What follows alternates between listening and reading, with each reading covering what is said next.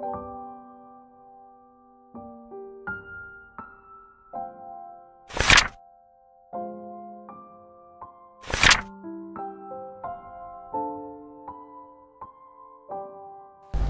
Ebanghelyo para Lunes, Setyembre 8, 2025, Piyestahan Pagkatauhan Mahal nga Birhen Maria, sumalakan San Mateo, Kapitulo 1, versikulo 18, ngadto hiton 23. Sugad hini ang katao ni Jesucristo.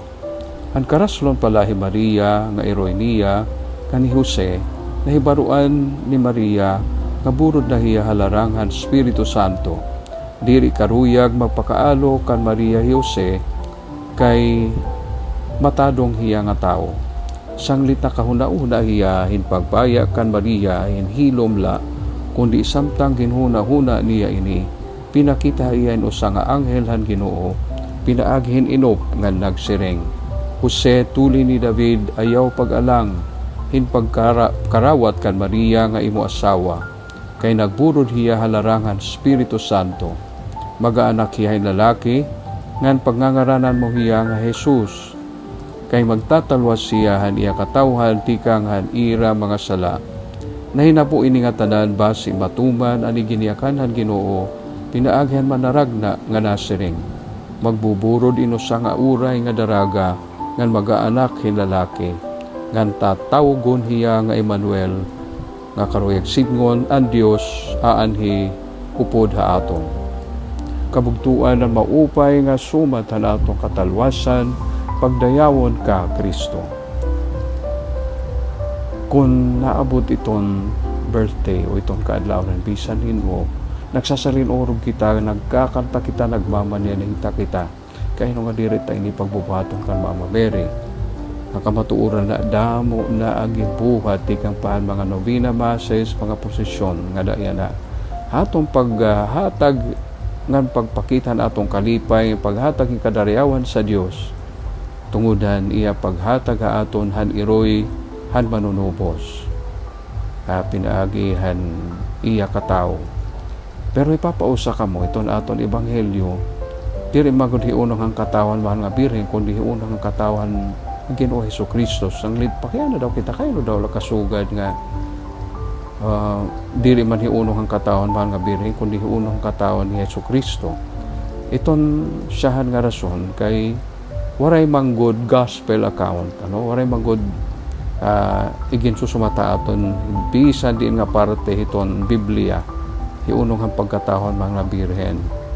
May ada hini mga tinatawag nga apocryphal o mga diri good kinakarawtan simbahan nga mga istorya unonghan, mga circumstances ang katawan mga Birhen. Pero iton ikaduha nga rason kabugtuan kay iton sentrohan kinabuhi bisan nga ni Mama Mary, diri man hiya ani sentro mismo an iya anak nga anakhan Dios nga nahi mga tao pinaagi iya. Sanglit dida ang pagkatao ni Jesus atong gihapon nakikita ang pagkatawhan mahal nga Birhen nga tungod kay dida kuha iyahan kinaiyahin pagkatao, sanglit dida mandaman kan Kristo naton makikita ang kahulugan han pagkatawhan mahal nga Birhen. Ngan una nangangahulugan ini nga kanan ginuugod trabaho, kanan ginuugod buhat, diri buhat hintawo, kay ngani tikang han Espiritu Santo. Bisan kon hi San Jose didahit aton niya na Ebanghelyo, igin susumata aton nga waray gud niya kalibutan han nahitabo, sangling karuyag na niya bulagan hi Mama Mary in sikreto, kay nadiri man hiya nga hi Mama Mary patayon, kay didahit tumbalaw dit mga Hudiyo hadto nga mga panahon, an bisan hino nga iging kasal na o bisan nga iging sabot pala nga babae nga hiagian nga may dangayan niya aging buburon na antispahan ira pagtampo, kinahanglan niya pagbatuon nga dahitong kamatay.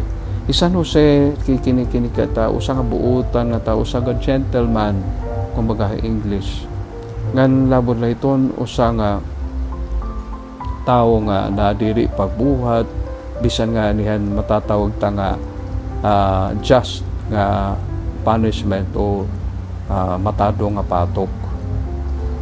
Nadiriya pagbuhat iton kay para iya mas importante ang suguhan Dios hindi ri pagpatay ni kasi tao.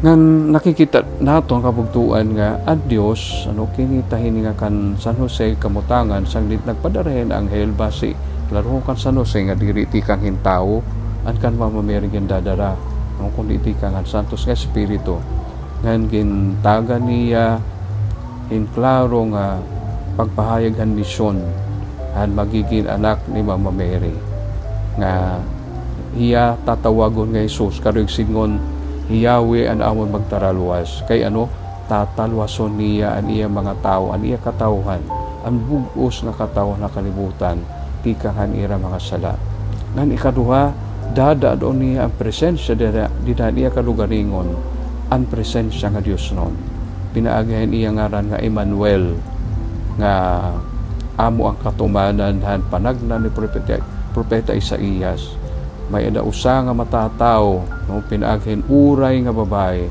tatawagon niya nga Emmanuel nga ang koregsingon ang Dios upod haaton ang Dios kausata sang ni kabugtuan una ata naging kausata ang Dios pinaagi kan Mama Mary diri ba angay ta hiya pagpasidunggan kay kung ginpasidunggan niya han anghelan Ginoo ang Ginoo mismo ang nagpapasidungog ha iya kay anong kita mga tao diri man magpasidungog ha iya. Maghimbaya ka Maria puno kahing grasya, ang Ginoo nga Dios adha imo. Gindadayo kalabihan mga babae nga tanan, ug gindadayo man nimo anak nga si Jesus. Santa Maria Iro sa Dios, igampo po kami nga magpakasasala, yan daw nga oras sa namon pagkamatay. Amen. Ngaran ng Amay, Anak ug Espiritu Santo. Amen.